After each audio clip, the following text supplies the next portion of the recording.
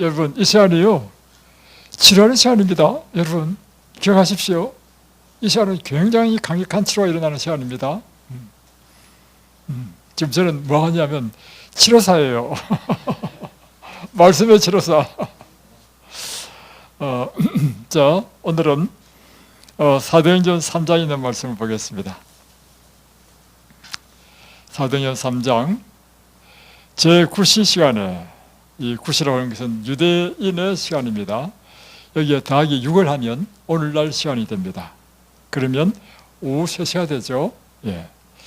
제9시 기도 시간에 오후 3시입니다. 베드로와 요한이 성전에 올라갈 시. 예루살렘 성전에 가서 지금 올라가는 목적은 기도하기 위해서 갑니다. 경건한 유대인은 하루에 3번씩 기도했습니다. 그 기도하는 시간은 상번제가 드려지는 아침 9시, 또 저녁 오후 3시, 이런 두 번을 꼭 했고 했습니다. 그런데 2절에 보면 나면서 못 걷게 된 이를 사람들이 메고 오니 이는 성전에 들어가는 사람들에게 구걸하기 위하여 날마다 미문이라는 성전문에 두는 자라. 자, 그런데 이 성전 미문은 아름다울 미자입니다. 예루살렘 성은 여러 개의 문이 있는데 특별히 동쪽 문을 미문으로 했습니다. 동쪽 문에는 황금을 입혀가지고 태양이 뜨면 황금빛으로 빛나는 곳이었고, 그래서 사람들은 이 동쪽 문으로 들어가기를 좋아했습니다. 근데 이 문에, 그러니까 한 나면서부터 안전뱅이 걷지 못한 사람들이 구걸이라도 하고 살으라고 이제 들고 엎어가지고 와서 그 미문 앞에 놓은 겁니다. 구걸하라고. 기왕이면 사람들이 통과하기 좋아하는 이 동쪽 문에 구걸하는 것이 더 좋겠죠. 그래서 지금 이게 있습니다. 3절 그가 베드로와 요한이 성전에 들어가려 함을 보고, 이때 이제 오후 3시에 베드로와 요한이 이제 기도하기 위해서 예루살렘 성전에 들어간 것을 이 안전뱅이 거린이 보게 된 것입니다. 보고는 4절 그리고 구걸했습니다. 한 푼 달라고 이렇게 구걸했다는 것이죠. 4절 베드로가 요한과 더불어 주목하여 이르되 우리를 보라 하니, 그러니까 구걸하니까 베드로와 요한이 들어가다가 그 거린을 보게 된 것입니다. 보고는 주목했어요. 그리고 그 거린에게 말을 합니다. 우리를 보라 하는 것입니다. 그리고 이제 구걸하는 사람이 나한테 무슨 큰 돈을 주려고 하는가 보다 하고 더 관심이 있었겠죠. 5절 그가 그들에게 무엇을 얻을까요 바라보거늘. 그러니까 더 큰 기도로 이제 요한과 베드로를 바라보고 있습니다. 6절 베드로가 이르되 은과 금은 내게 없거니와 내게 있는 이것을 내게 주노니 나사렛 예수 그리스도의 이름으로 일어나 가라. 이제 뭔가를 줄 줄 알았는데 베드로 하는 말이 은과 금은 내게 없다 하는 것입니다. 거린이 얼마나 실망이 됐겠습니까? 그러니까 내가 보라는 건 멋져 하는데 하는 이야기가 뭐냐면, 그런데 내게 있는 것이 있어. 나사렛 예수가 있단 말이야. 내가 나에게 있는 나사렛 예수 이름으로 명하노니 일어나 가라 하면서 손을 잡고 딱 일으키니까 나면서부터 한 번도 걷지 못한 40살 된 이 안전뱅이가요 벌떡 일어나는 것입니다. 그리고는 걸어. 여러분, 기부스 해가지고 풀어도요 바로 움직입니까? 못 움직입니다. 잘 치료해야 됩니다. 그런데 이 사람은 지금 잘 치료했습니까? 잘 치료도 필요 없어. 일어나자마자 바로 걷고 뛰고 막 엄청난 기적이 일어났습니다. 자, 8절 뛰어서서 걸으며 그들과 함께 성전으로 들어가면서 걷기도 하고 뛰기도 하며 하나님을 찬송하리. 베드로와 요한은 기도하기 위해서 성전으로 들어갔고, 이제 나면서부터 안전뱅이 된 사람은 나으니까 기뻐가지고 다시 또 성전 들어가고 함께 들어가게 됐습니다. 모든 백성이 그 걷는 것과 하나님을 찬송함을 보고 그가 본래 성전 민문에 앉아 구걸하던 사람인 줄 알고, 이 사람 원래 안전병이었는데 어떻게 걷고 뛰지? 이거죠. 그에게 일어난 일로 인하여 심히 놀랍게 여기며 놀라니라. 엄청 놀라운 사건이죠. 그러니까 이제 11절, 나은 사람이 베드로와 요한을 붙잡으니, 그러니까 나은 사람이 이제 사람들에게 나를 고치는 사람은 이분이다 하고는 베드로와 요한을 딱 붙잡고 모든 청중들에게 나를 낫게 한 사람은 이분이라고 이제 소개하는 것입니다. 그러니까 모든 백성이 누구에게 주목해요? 베드로와 요한에게 주목하는 것입니다. 그러니까 12절, 베드로가 이것을 보고 백성들에게 말합니다. 이 사람들아, 이를 왜 놀랍게 여기느냐? 마치 우리 개인의 권능과 경건으로 이 사람을 걷게 한 것처럼 왜 우리를 주목하느냐? 나를 주목하지 말라는 것입니다. 걷게 한 것은 무엇이냐? 13절 보면 아브라함과 이삭과 야곱의 하나님 곧 우리 조상의 하나님이 그의 종 예수를 영화롭게 하셨느니라 하고는 16절로 뛰어넘어가면 그 이름을 믿음으로 그 이름이 너희가 보고하는 이 사람을 상하게 하였나니 예수로 말미암아 난 믿음이 너희 모든 사람 앞에서 이같이 완전히 낫게 하였느니라. 이 안전뱅이를 낫게 한 사람은 한 분은 누구라는 것입니까? 예수님이라는 것입니다. 그러니까 이 사람들아 왜 우리에게 주목하느냐? 우리를 주목할 게 아니라 누구를 주목하라는 것입니까? 예수님을 주목하라는 것입니다. 예수님이 이 사람을 완전히 낫게 했다는 것입니다. 그래서 지금 나와가지고 이제 걷게 뛰고 걷게 된 사람이 누구를 붙잡았습니까? 베드로를 붙잡았죠. 요한을 붙잡았죠. 이 사람이 나를 낫게 했다. 여러분 실제로 이 안전뱅이가 붙잡을 사람은 누굽니까? 예수를 붙잡아야 되는 거야. 왜냐하면 예수님은 능력의 근원이기 때문입니다. 그래서 오늘 제가 설교 제목을 능력의 근원을 붙잡아라, 이것이 오늘 설교 제목입니다. 여러분을 붙잡아야 될 게 뭐라고요? 예수님. 예수님이 우리 생애의 능력의 근원이 되는 것입니다. 우리의 생명이 되는 것입니다. 우리에게 우리의 소원을 들어주시고 우리에게 기적을 행하실 분은 예수님이신 것입니다. 정말 그렇습니다. 예수를 붙잡아야 됩니다. 제가 한때는요, 지금은 그렇지 않지만 한때는 유명한 사람이었습니다. 어떻게 유명했느냐? 그때는 제가 목사도 아니고 장로였을 때인데요, 성경을 잘 가르치기로 소문난 사람이었습니다. 저한테 성경을 배우면 다 침례를 받고 결심하고 침례를 받아. 그래가지고 이게 어떻게 알려져가지고 전국적으로 유명한 사람이 됐습니다.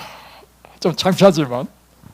그래가지고 이 목회자 협의회, 목사들이 쫙 모인 이런 목회자 협의회에 저를 초청해가지고 목사들한테 어떻게 전도하는지 전도법을 가르치는 거라. 다음에 여름에 장막 부흥회 있죠. 장막 부흥회 되면 노상 초청 받아가지고 또 간증해. 그리고 어느 날 전주에 있는 한 장로님이 저한테 전화를 했습니다. 장로님, 그때 저 장로였어요.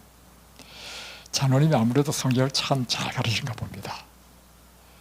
그러니까 장로님한테 배우면 다 결심하고 이렇게 침례를 받고 교인이 되니까, 그러니까 장로님이 성경을 가르칠 때 녹음을 해가지고 그걸 자기한테 좀 보내달라는 것입니다. 그러면 잘 듣고 연구를 해가지고 자기도 그렇게 한번 더 해보고 싶다는 것입니다. 그래서 저는 생각해 보니까 내가 혼자 하는 것보다 두 사람, 세 사람이 더 많이 하면, 더 많은 영혼을 구원하면 더 좋은 거 아니겠어요? 글쎄 한번 해보자. 그래가지고 제가 이제 녹음기를, 그 당시에, 요즘은 스마트폰이 다 되지만 그 당시에는 스마트폰이 안 나왔고 녹음기, 소형 녹음기 요만한 거 15만 원 주고 사서 15만 원 주고 요만한 걸 사가지고 그때 이제 제가 매주 화요일, 목요일마다 일주일에 2번씩 성경 공부를 가르쳤습니다. 그때 6명인가 7명이 이제 쭉 이렇게 이제 있어가지고 제가 이제 성경을 가르쳤단 말이에요. 성경을 가르치면요, 제일 힘든 때가 언제냐면 첫 번째 가르칠 때가 제일 힘듭니다. 왜냐하면 첫 번째 가르침 때 사람의 마음에 감동을 입어야 그 다음 두 번째 나오죠. 다음에 두 번째 어려운 게 두 번째 성경 가르칠 때입니다. 두 번째 할 때 또 감동을 입어야 세 번째 나올 거 아닙니까?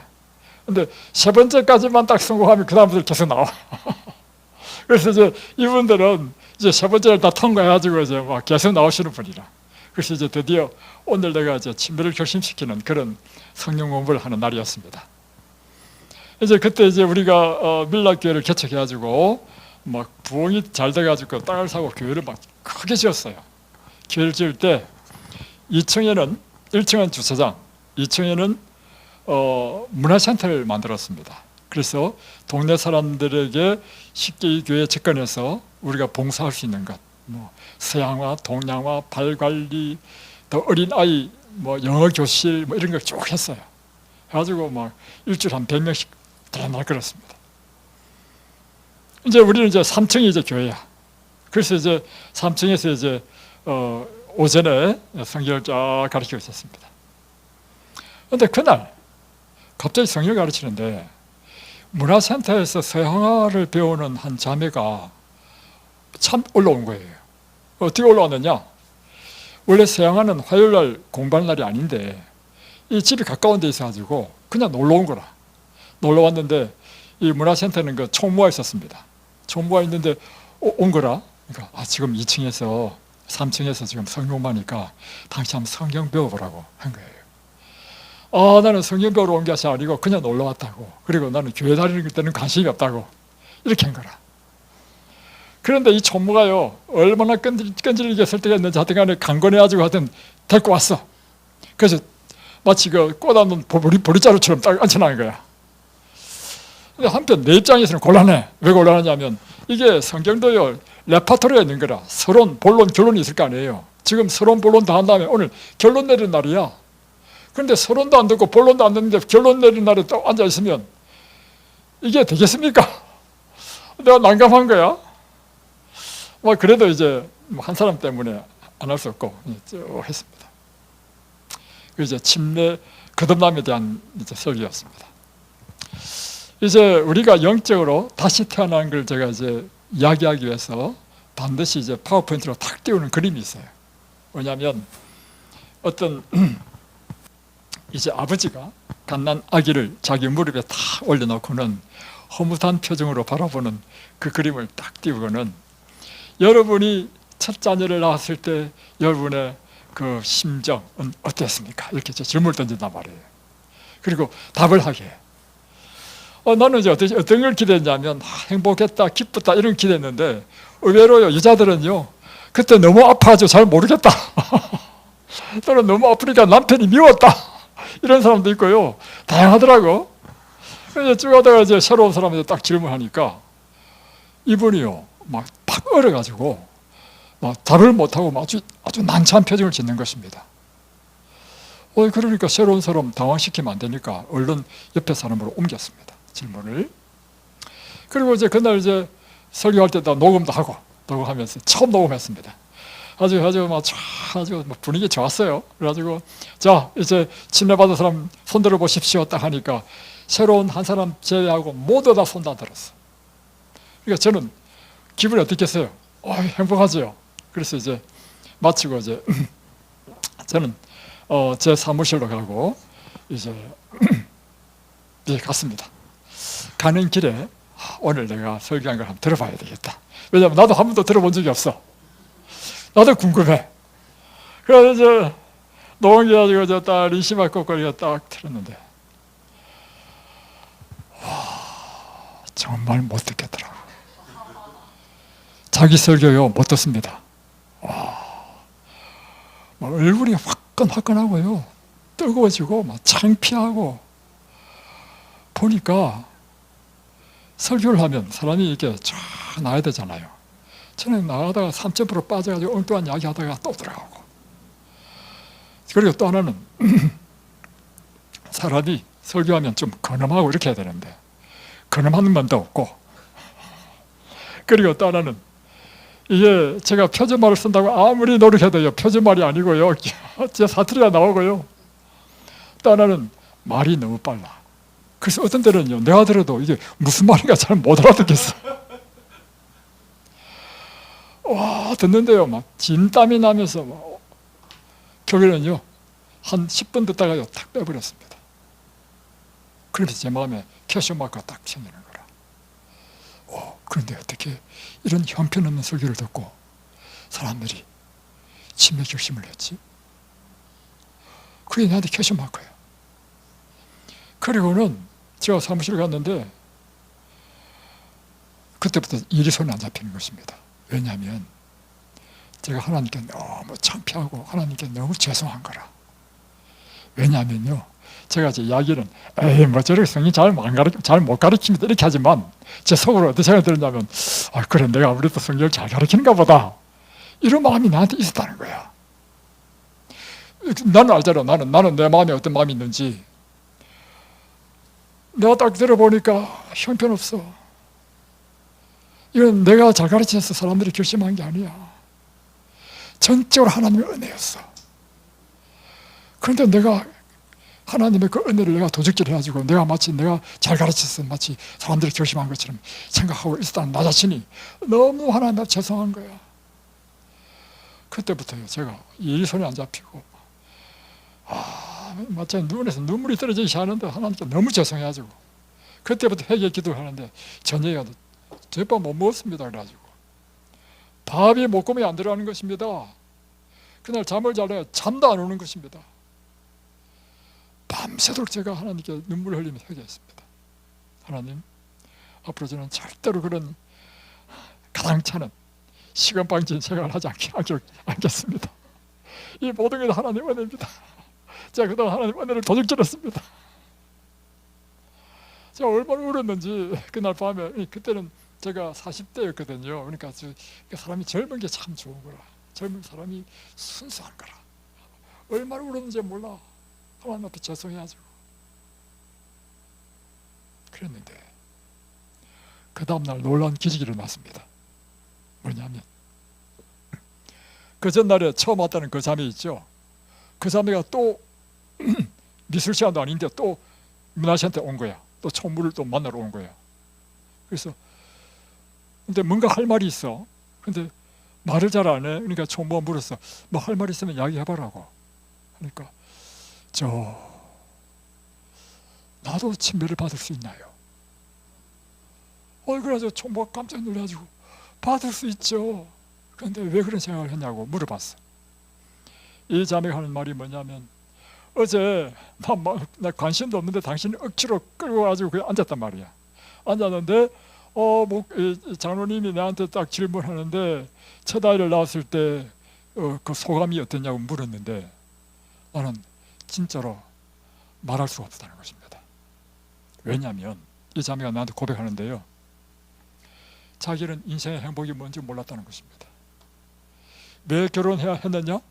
나이가 들면 당연히 결혼해야 되는 줄 알고 중매로 해가지고 결혼했고, 결혼하면 애 낳아야 되는 줄 알고 애 낳았지만 애 낳았는데 애가 예쁘다느니 뭐 이런 말 하나도 없다는 거야.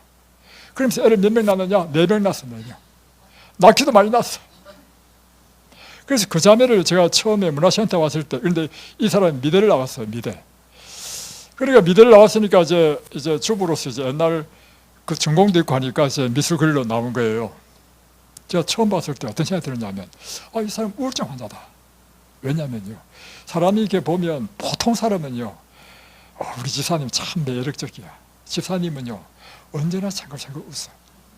이렇게 생글생글 안 웃는다 하더라도 사람이 얼굴 표정이 부드럽거든요. 이렇게 보면 얼굴이요, 이 모든 감정을 다 표현하기 때문에.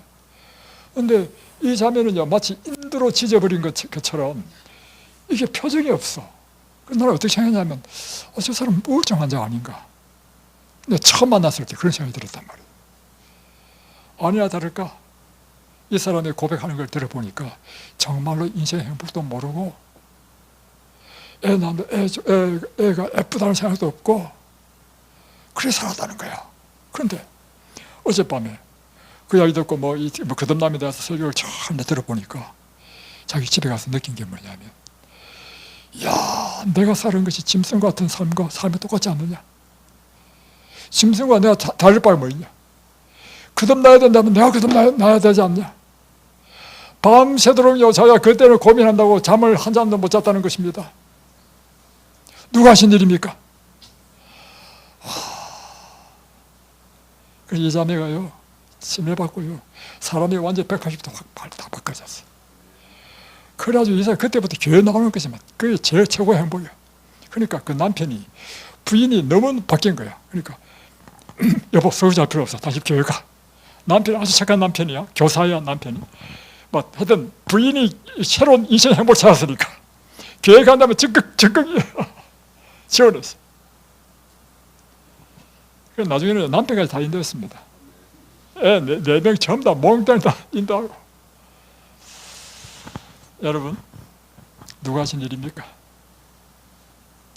능력의 근원은 누구에게 있습니까? 능력의 근원은 사람에게 없습니다.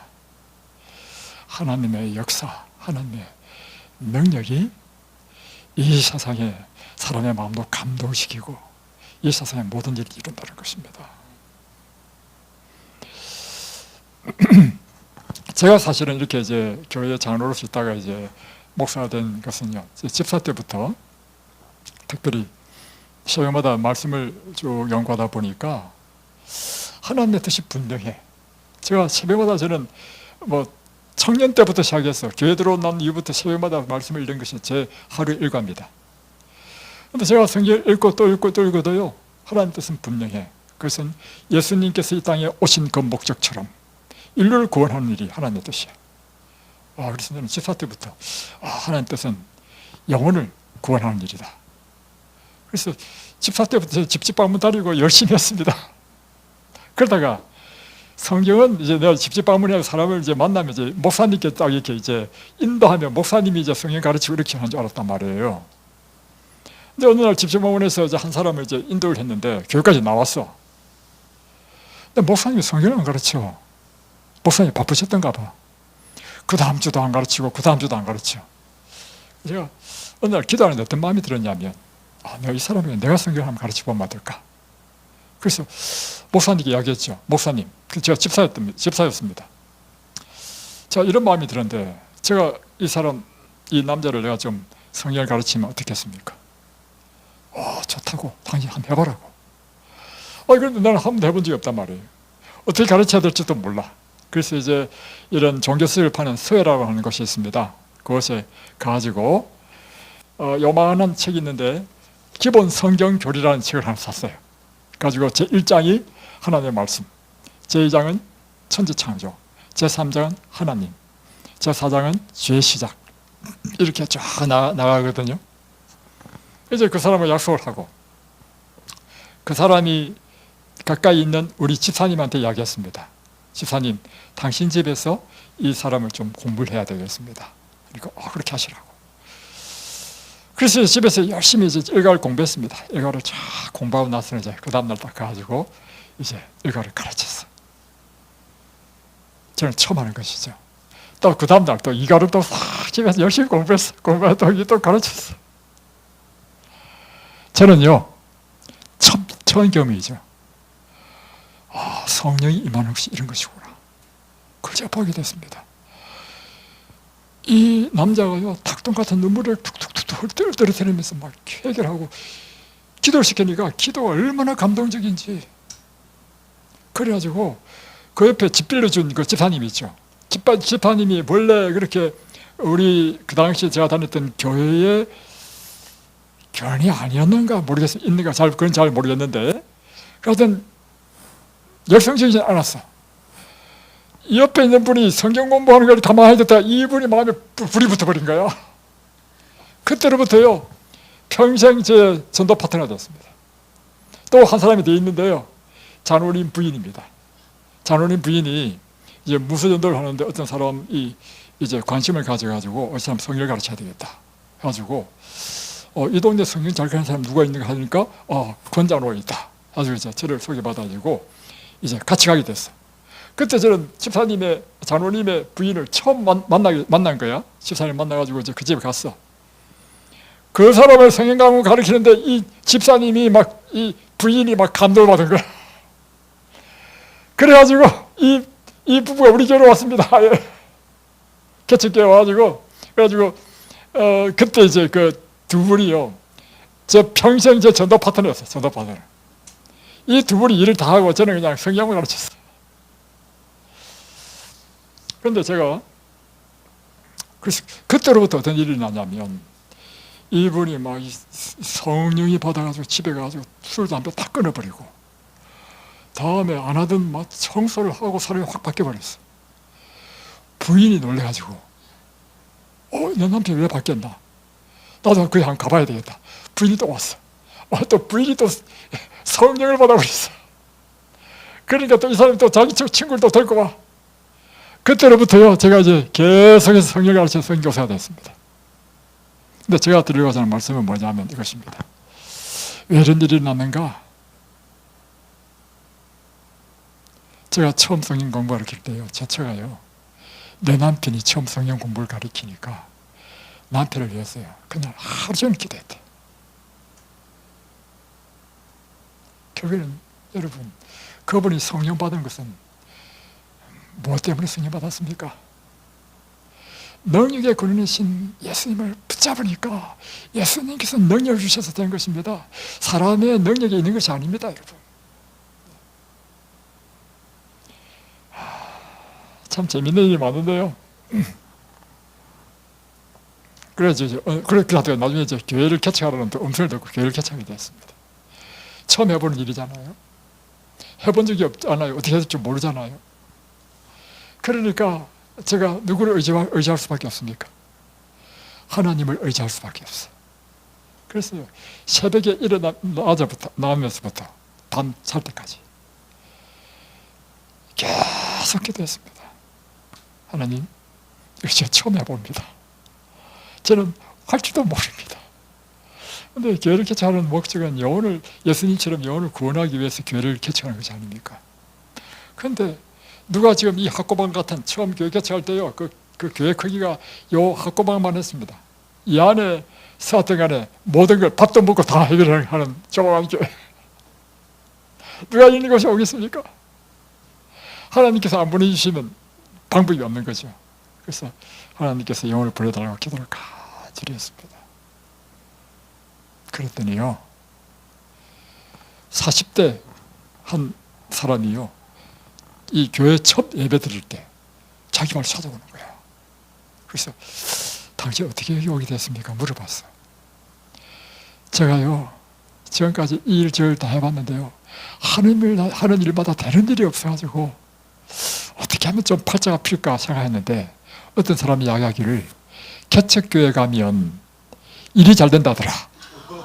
그 말 듣고 자기 말 찾아온 거야. 이번에 개척교회야. 누가 보냈습니까? 그리고 그 다음날에 제가 이제 교회를 가는데 거기에 이제 카페가 많아요. 카페에서 일하는 한 분이야. 그분이 제 차를 채워. 그리고는 당신 교회 나가죠? 예. 당신 나오는 교회를 좀 데려가 달라는 거야. 그럼 물어봤죠. 아니 왜 그런 마음이 들었습니까? 어젯밤에 잠자는데요 자기 마음속에 불같이 일어나더라는 거예요. 교회를 나와야 되겠다는 마음이. 그러니까 여러분 우리가 기도할 때 누가 역사하시는 것입니까? 그뿐만입니까? 또 전화가 왔어. 그렇게 전화 왔는데 와가지고 이 사람은 자기 언니가 시집가지고 우리 교인이 됐어. 남편이 우리 교인이 되다 보니까 교인이 된 다음에 자기 여동생한테 10년 동안 강권했대. 너 재림교회 나와봐라고. 10년 동안 한 번도 갈 마음이 없었는데 갑자기 어제 자기 마음에 아니 언니가 10년 동안 이야기했는데 그 여기 어떤 교회인지 한번 가봐야 되겠다는 마음이 들더라는 것입니다. 그래서 114에 전화를 했대. 내가 지금 신곡동에 사는데 신곡동에서 가장 가까운 교회가 어디냐고. 그래서 우리 교회를 가르쳐준 거라. 여러분 능력의 근원은 어디에 있습니까? 하나님에게 있는 것입니다. 하나님께서는 당신의 능력으로 당신의 일을 이루시는 것입니다. 우리는 단지 뭐가 되느냐면 그분의 일을 이루는데 사용되어지는 도구가 되는 것입니다.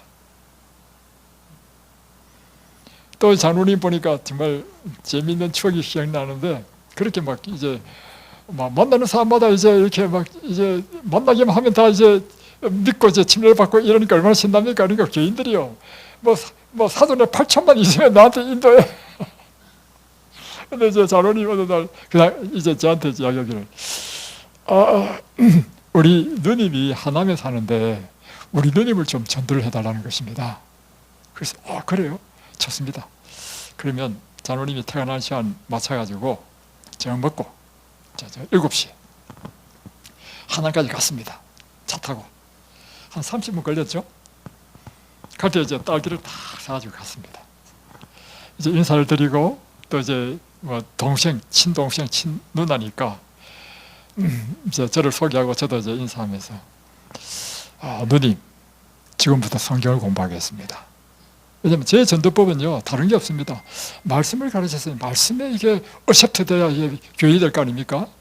그러니까, 누님, 지금부터 성경 공부하겠습니다. 처음 만난 사람한테. 그래서 말씀을 탁 가르치면 반응이 오거든요, 반응. 말씀에 대한 반응이 탁 와야 되는데, 반응이 없어. 그러니까, 이러면 안 되는데. 이러면 내 방법이 없는데. 그래서 철수했어. 그 다음, 장로님, 한 대 가십시다. 또 그 다음날 또 딸기를 사러 또 갔어. 또 인사하고 성경을 딱 가르치는데, 둘째 날에도 반응이 없어. 와, 그러면 이제는 방법이 없어. 그래서, 돌아오는 길에, 장로님, 내일 새벽에 장로님 부부가 우리 집으로 오십시오. 우리 새벽에 같이 기도하십시다. 누님을 위해서. 그래가지고 새벽 기도할 때 우리 장로님 부부 오셨습니다. 함께 간절히 기도하고 나서 장로님한테 이야기했습니다. 장로님, 집에 가시면 누님한테 전화하십시오. 근데 그 누님의, 이제 물어봤어. 그 누님의 소원이 뭡니까? 물어봤어. 왜냐하면 사람은 먼저 피를 채워줘야 된단 말이에요. 전도의 원리는요, 무대뽀로 하는 게 아닙니다. 그 사람의 피를 채워줘야 그 사람 마음의 문이 열리지. 그래서 이제 하니까, 누님이 그 하남집을 팔고 좀 이사하고 싶은데 1년 동안 집이 안 팔린대. 그래요? 그러면 그 문제에 대해서 함께 기도하고 나서는 제가 장로님께 이야기했습니다. 장로님, 집에 가시면 누님한테 전화하십시오. 오늘 12시 이전으로 집이 나올 것이라고 전화하십시오. 근데 내가 왜 그런 말 했는지 저도 몰라요. 내가 무슨 계시받아서 한 말이 아닙니다. 내가 그런 말 했어. 그러니까 이제 장로님 집에 가서 전화했어. 누님한테. 누님, 우리 권장로님이 이야기하는데요, 누님 집 오늘 12시 이전으로 집이 팔린대요. 이렇게 이야기한 거야. 그러다가 한 11시 50분쯤 돼서 전화가 왔어요. 명하나, 장로님 이름이 최명한이잖아. 명하나, 무섭다. 우리 집이 오늘 팔렸다. 그러면 하는 이야기가, 내가 너 있는 가까운 데 있어가지고 나도 그 교회 다닐게. 말씀으로 안 되니까 이제는 하나님께서 기적을 행하셨어. 교회 나오게 됐어. 지금도요, 장로님이 창안에 사시다가 저 광릉수목원 뒤쪽에 좋은 동네에 있어요. 전원주택지. 그걸로 이사 가니까 누님이 동생 따라서 그 옆에 또 집 짓고 또 살아. 또 다른 데 또 이사하면 또 따라오실 거야. 여러분, 능력의 근원은 누구에 있는 것입니까? 여러분이 붙잡아야 될 분은 누굽니까? 여러분이 질병에 걸렸다 할지라도 여러분의 질병을 치료하실 분은 누굽니까? 엉뚱한 거 붙잡지 마십시오. 물론 다 도움이 됩니다. 여기서 이렇게 좋은 환경 만들어주고, 특별히 제처는 음식에 얼마나 신경 쓰는 줄 아십니까? 오늘도 지금 시장 갔습니다. 시장 가면 제일 좋은 것만 사옵니다. 과일도요, 제일 맛있는 거, 제일 비싼 거 삽니다. 왜요? 여러분 고쳐주려고. 그럼에도 불구하고 여러분 기억하십시오. 여러분을 고쳐주시고 치료하시는 분은요, 엉뚱한 거 붙잡지 마십시오. 하나님이 여러분을 고쳐주십니다. 이 원리를 모르면요, 엉뚱한 걸 붙잡아. 물론 그것이 필요 없다는 게 아닙니다. 다 도움이 됩니다. 맨발 걷기도 도움이 되고 다 도움이 됩니다. 그건 약간의 도움입니다. 진정으로 여러분을 구원하시는 능력은 하나님에서 옵니다. 그 제가 지난번에 이야기했잖아요. 성령이 막 임하니까요, 말씀을 가르치니까. 그래서 제가 사실 여러분 들어보셔서 아시겠지만 제가 뭐 말이 다른 유명한 목사님처럼 유창하지도 않잖아요. 그렇다고 뭐 지난번 김명호 목사님처럼 성경 지식이 해박한 건 아니잖아요. 그죠? 그런데 중요한 사실은 뭐냐면 사람이 말씀을 듣고 회개하고 결심하고 하나님 믿기로 결심하면 꽁 잡는 게 뭐라고. 그래서 성령이 충만하니까 일어나는 일이 뭐냐면 말씀을 가르치니까 환자들이요 질병이 치료돼. 아이고 참 놀라운 경험을 했습니다. 근데 그때 제가 어떤 마음이 들었냐, 마음에 두려움이 들어오더라고 사실은. 그래서 이게 좋다는 느낌이 아니라 마음에 두려움이 와. 그래서 제가 사실은 의도적으로 좀 피하긴 피했습니다. 근데 하여튼 중요한 사실은 이것입니다. 그래서 저는 이제 제 마음에 있는 확신이 뭐냐면 우리 인생의 모든 문제, 그것이 질병이 됐든 뭐 경제적인 문제가 됐든 뭐 자녀 문제든 모든 문제는 하나님께서 해결하실 수 있다. 하나님은 능치 못한 일이 없으시다. 우리 인간의 일은 절망적인 그 순간에도 하나님께서는 1000가지, 10,000가지의 방법을 갖고 계시다. 그렇게 내가 믿으니까 그렇게 지금 이곳에서 내가 그런 확신 때문에 여러분 하는 거 아니겠어요? 그죠? 그런 확신이 없으면 어떻게 일을 합니까?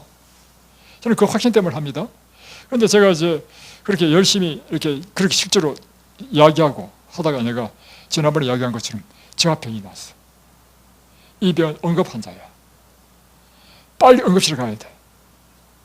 좀 더 지체하다가는 뇌사가 일어날 수 있어. 이 산소가 뇌로 공급이 안 되면. 제가 그래서 결심했습니다.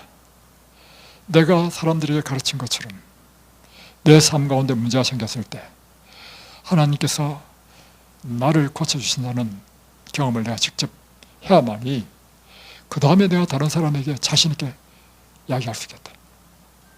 그래서 제가 병원에 안 갔습니다. 안 가고 하나님에게 나는 이 문제를 해결하리라. 날마다 산에 가지고 기도했습니다. 제가 기도한 것은요, 뭘 기도했냐면 첫 번째 기도 딱 하면 병이 딱 나을 줄 알았어. 병이 안 나. 이튿날 하도 기도 병이 안 나. 3일 안 나. 4일 안 나. 점점 어떻게 되겠습니까? 사람 마음이. 와, 점점 마음이 불안해지는 것입니다. 그야말로 믿음과의 싸움을 싸울 수밖에 없는 거예요. 이게 믿음이 이기느냐, 내 마음에 불안이 이기느냐, 둘 중에 하나야. 불안이 이기면 나는 이제 그만두고 이제 병원 가. 끝까지 안 갔습니다. 그런데 나는 하나님께서 기적을 행하셔서 병이 낫기를 기도했는데요. 하나님께서 나에게 보여주신 것은 내가 병이 날 수밖에 없는 내 삶을 쫙 보여주더라고요. 그때는 제가 사업도 했거든요. 제 사무실도 있었습니다. 그러다 열심히 또 전도한다고 또 돌아다녔죠. 엄청 무리한 거예요. 운동은 전혀 안 하고 그런 것들이 쫙 보여주는 거예요. 제가요, 병 낫기를 기도하다가 나중에 기도가 어떻게 바뀌었냐면 회개 기도를 받겠습니다. 날마다 회개했어. 그러다가 7째 날에 한순간에요, 확 켜지면서 완전히 다 나와버렸어. 산에 올라갈 때는요, 이게 올려가지고 간신히 걸어야 돼. 빨리도 못 걷습니다. 통증 때문에. 그런데 확 나으니까 내려올 때는요, 뛰어서 내려왔습니다. 병원에 가서 사진 딱 찍었는데 사진 딱 찍으니까 완전히 다 나왔어. 여러분, 그래서 저는 확신하는 게 있는데, 확신을 갖고 있는 게 있는데 뭐냐면, 하나님은 정말 살아계시다. 하나님은 정말 전능하신 분이시다. 능력의 근원은 그분에게 있다. 우리가 붙잡아야 할 분은 바로 그분이다. 여러분, 이곳에서요, 그분을 붙잡아야 됩니다. 자, 그러면 능력의 근원이신 그분을 붙잡기 위해서는 첫 번째 해야 될 일이 있습니다. 그분이 누군지 알아야 붙잡죠. 그죠? 첫 번째로 하셔야 될 일이 뭐냐면 하나님이 어떤 분이신지, 예수님은 어떤 분이신지, 그분은 무슨 일을 하셨는지, 그분은 나를 위해서 무엇을 하실 수 있는 분이신지 그걸 알아야 되는 것입니다. 그걸 알기 위해서 여러분 해야 될 일이 무엇인가요? 그것이 성경에 기록되어 있잖아요. 여러분이 날마다 성경을 여러분 읽고 연구하면서 하나님을 만나야 됩니다. 날마다 이 성경을 통해서 하나님이 어떤 분이신지, 그분은 무슨 일을 하셨는지, 저는 이 특별히 사복음서 읽으면 제가 내 마음이 막 부풀어 오릅니다. 왜냐하면 예수님께서는 무리도 그러시고 말씀만 하니까 풍랑도 잠잠게 되고 귀신도 예수님께서 나가라니까 귀신도 나가고, 와, 이런 걸 계속 들으니까 제 마음속에 어떤 마음이 들었냐면, 예수님이 하셨는데 내가 오히려 불가능이 없어져 보여. 여러분, 그러니까 여러분이 말씀을 읽으면 읽을수록 여러분 마음속에 믿음과 확신이 막 점점 찬답하니까 여러분의 믿음대로 여러분이 생각하게 되고 여러분의 믿음대로 행하게 됩니다. 그러면 여러분의 몸속에서 여러분의 믿음대로 일어난다는 거예요. 그런데 성경책은 안 보고 맨날 그냥 설교 시간만 잠깐 듣고 안 됩니다, 여러분. 여러분이 개인적으로 성경을 깊이 연구하는 시간을 별도로 가져야 됩니다. 이 시간은 여러분에게 자극 주고 성경을 보도록 이렇게 권면하는 시간이죠. 개인적으로 봐야 됩니다. 두 번째는 예수님께 여러분의 필요를 구하셔야 됩니다. 왜냐하면 예수님께서 산상보원에 보면 마태복음 7장에 구하라, 그리면 얻을 것이요, 찾아라, 그러면 찾게 될 것이요, 문을 두드리라, 그러면 문이 열릴 것이다 했습니다. 자, 여러분은 이런 의문을 갖지 않았나요? 나는 이런 의문을 가졌습니다. 하나님은 어떤 분이신가? 하나님은 사랑이, 우리를 엄청나게 사랑하신 분 아닙니까?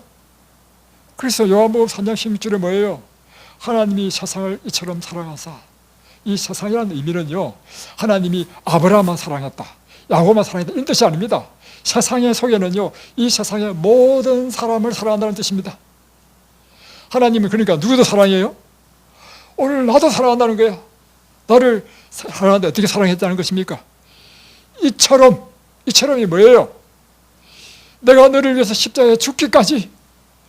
여러분, 그분은 목숨을 바쳐가면서 나를 사랑하는 분이십니다. 그러면 내가 갖고 있는 의문은 이것입니다. 이렇게 사랑하신 분이라면 그분이 내 지금 처지와 형편을 다 아실까요? 모르실까요? 다 아시죠? 그렇게 나를 사랑하시는 분이시라면 내가 반드시 구해야 되나?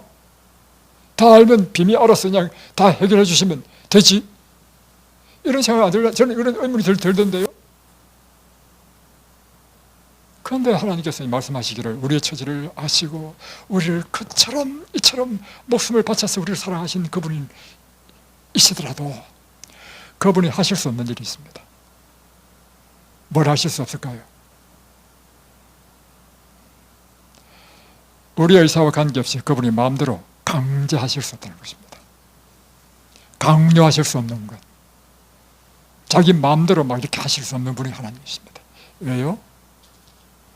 하나님이 우리에게 자유의지를 주셔서 가장 존귀한 자로 만들었다는 것입니다. 그래서 우리의 자유의지를 그분이 침범할 수 없어. 그래서 우리가 반드시 우리의 필요를 그분께 구할 때만 그분은 응답하실 수 있어. 그래서 예수님께서 하신 말씀이 너 필요한 거 있어? 그럼 구해. 뭐 찾는 거 있어? 찾아. 너 지금 앞길이 꽉 막혔어? 그럼 문을 두드려. 그럼 열릴 거야. 다 말하는 것입니까? 예수님께 구하라고 하는 것입니다. 그래서 에스겔서 36장 36절에 보면 하나님께서 이제 바벨론으로 포로 잡힌 이스라엘 백성들이 70년 되면 다시 돌아올 텐데 돌아오면 내가 너희를 다시금 축복하겠다는 약속이 쫙 나와요. 밭의 우양은 뭐 풍성하게 될 것이며 곡식은 이렇게 풍성하게 될 것이고 내게 새 마음을 줄 것이고, 이게 에스겔 36장 예언입니다. 그런데 36절에 보면 이렇게 내가 너에게 약속했다 할지라도 그래도 너희가 내게 이것을 이루어 주기를 구해야 할지니. 말하는 것입니까? 심지어 하나님께 예언하셨다 할지라도 우리가 해야 될 일이 뭡니까? 이 예언이 이루어지도록 구할 때 하나님께서 성취시켜 주신다는 것입니다. 그래서요, 요한복음 4장 16절도 잘 보십시오. 하나님이 세상을 이처럼 사랑하사 독생자를 주셨으니 이는 저를 믿는 자마다 멸망치 않고 영생을 얻게 하려 하십니다. 이 세상을 사랑했는데 이 세상 사람 중에 누구만 구원한다는 것입니까? 믿는 자를 구원한다는 것입니다. 믿는 것은 반드시 누구의 의지가 필요합니까? 나의 의지가 필요한 것입니다. 그래서 하나님께서는 우리의 자유의지로 그분을 선택하고 그분을 구할 때만 하나님께서 우리를 도와주시겠다는 것입니다. 세 번째, 우리가 하나님께 구할 때 어떻게 구해야 되냐는 것입니다. 참 중요한 것입니다. 예수님께서 이 기도에 대한 말씀을 하실 때마다 드신 비유가 있습니다. 그 비유가 누가복음 11장에 보면 딱 두 가지가 나옵니다. 누가복음 11장에 보면 친구가 밤중에 왔는데 밥을 못 먹고 왔어. 근데 자기 집에 밥이 없어. 그래서 친구를 위해서 이웃집에 가가지고 밥을 빌리는 이야기가 나옵니다. 근데 그때는 이미 밤중이야. 잠잔다고 다 자리에 누웠어. 그런데 문을 두드리니까 어떻게 이야기해요? 아, 내일 오라. 지금 다 잔다. 포기합니까? 계속 두드리는 거라고. 밤중에 잠도 못 자게. 그럼 나중에 이 사람이 어떻게 합니까? 내가 네 친구 때문에 빌려주는 게 아니고 안 빌려주면 내가 오늘 밤에 잠을 못 자기 때문에 빌려준다. 하나님께서 우리에게 기도의 비유를 이렇게 하셨습니다. 그러니까 여러분, 기도할 때 어떻게 했냐면 한두 번 기도해서 그 기도가 응답된다는 뜻이 아닙니다. 이 말씀 보면. 그죠? 기도를 하더라도 언제까지 기도하라는 것입니까? 응답받을 때까지 하라는 것입니다. 그리고 또 한 가지 더. 누가복음 18장에 보면 또 한 가지 더 나옵니다. 너희가 항상 기도하고 낭만하지 말아야 할 것은 하고 하는 비유가 뭐냐면 불의한 법관에게 자기의 소원을 들어달라고 간청하는 과부의 이야기입니다. 어떻게 하라는 것입니까?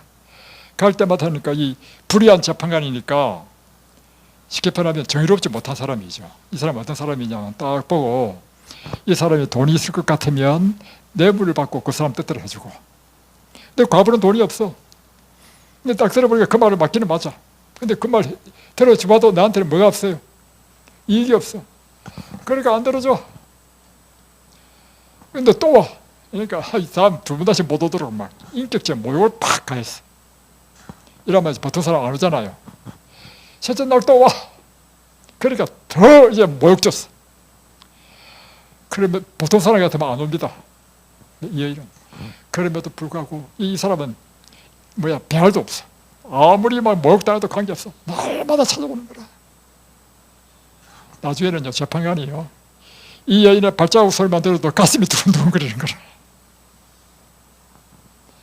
그래서 이 불의한 재판관이 한 말이 있습니다. 내가 정의로워서가 아니라 이 여인의 소원을 안 들어주면 내가 못 살 지경이니까 내가 들어준다. 그렇게 기도하라는 것입니다. 마지막 우리가 기도할 게 있습니다. 예수님의 방식대로 기도하십시오. 예수님은 그의 사복음서를 보면요, 기도의 사람이었습니다. 이런 예수님의 생애를 쫙 보면요, 항상 예수님은 기도하는 모습이 특징적이었습니다. 이런 새벽에 하루가 마친 늦은 시간에 홀로 산에 가시다. 그러니까 늘 예수님은 능력을 누구한테 받았다는 것입니까? 하나님에서 받았다는 것입니다. 그가 마지막 이제 십자가에 달려 돌아가기 전에 겟세마네에서 밤을 새면서 기도했죠. 그 기도할 때 얼마나 그가 이 십자가를 펴고 싶었는지 피땀이 떨어지는 그런 기도를 했습니다. 하나님, 할 수만 있거든 이 잔을 내게서 지나가게 해달라고. 얼마나 간절하게 기도했으면 피땀이 떨어질 만큼 기도했겠습니까? 그러나 이어서 반드시 빼놓지 않고 기도하신 게 뭐냐면, 그러나 내 뜻대로 마옵시고 아버지의 뜻대로 이루어지리이다. 아버지의 뜻대로 하옵소서. 우리는요, 우리의 소원이 분명하지만 그게 아무리 강렬하다 할지라도 우리는 전적으로 그분의 뜻에 우리가 완전히 굴복해야 됩니다. 왜냐하면 우리는 현재 내게 이것이 좋다라고 판단되는 것이지만 더 높은 차원의 우리의 먼 미래까지 내다보시는 하나님의 관점에서 볼 때는 이것이 좋지 않다고 생각할 때는 우리가 아무리 그렇게 애걸복걸 하더라도 그 기도를 들으시지 않습니다. 그래서 누구를 위해서요? 우리를 위해서. 그래서 우리는요, 그렇게 쉬지 않고 기도하고 강권하고 구하고 찾고 하더라도요, 그것이 이루어지지 않을 때 실망하지 마십시오. 그것은 우리는 미래를 알지 못하는 사람이고 우리의 미래까지 영원한 세월을 보시는 하나님의 관점에서 보시는 그분이 우리에게 가장 좋은 것을 주신다는 믿음으로 우리는 어떤 경우에도 전적으로 그분의 뜻이 우리 자신을 굴복시키는 게 필요합니다. 그래서 주여, 그러나 내 원대로 하지 마옵시고 아버지의 원대로 하옵소서. 오늘 여러분이 붙잡아야 될 분이 누구십니까? 하나님을 붙잡아야 됩니다. 꼭 붙잡으십시오. 그분만을 의지하십시오. 그분께 여러분 붙잡을 때 어떻게 붙잡냐면요, 대롱대롱 매달리십시오. 대롱대롱 매달린다는 것은 뭐냐면 전 체중을 그에게 맡긴다는 것입니다. 밧줄에 대롱대롱 매달리는 거 보셨나요? 이런 걸 매달리는 게 아닙니다. 내가 발을 딱, 이 발은 내가 이제 그 안정적이잖아요. 발을 딱 대고 밧줄 잡는 거는요, 매달리는 게 아닙니다. 왜냐하면 안 되면 손 놔도 돼. 그러나 아무 문제 없어. 그러나 밧줄에 대롱대롱 매달린 사람은 놓아버리면 어떻게 돼요? 추락합니다. 우리 하나님께 붙잡을 때 어떻게 붙잡으라고요? 대롱대롱 매달릴 만큼 그렇게 붙잡으시기 바랍니다. 기도하겠습니다.